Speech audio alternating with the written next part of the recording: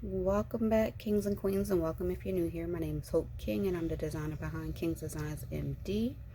Today, I'm just showing you guys some of my new tools. I told you guys I just got the Cricut scoring stylus, so I'm going to be using that soon. This one is not new, but I still haven't used it, and that is my Crafter Square Scraper. This came from the Dollar Tree. All the brown packaging came from Dollar Tree.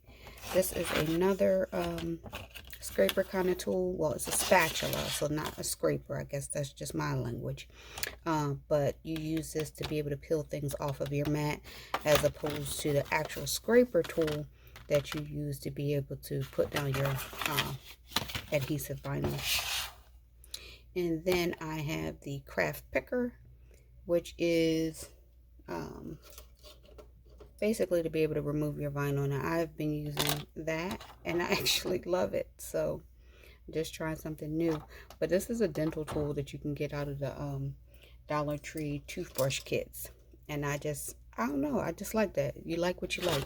So just wanted to show you guys some things that I have picked up over time in my multiple trips to the Dollar Tree, and then my new baby that I want to try out. The reason I got this, I know you guys have seen my Stylus Hack, and let me see if I can show you one that I hacked. But the reason that I got that is because when I use my stylus tool, it doesn't always stay in place. So this is the Cricut Stylus, and that's the hacked version that I did.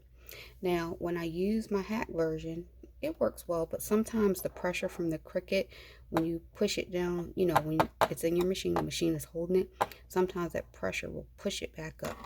So I hope that makes sense. So it'll sit in your machine, but the pressure from the machine pushing down will push your stylus back up.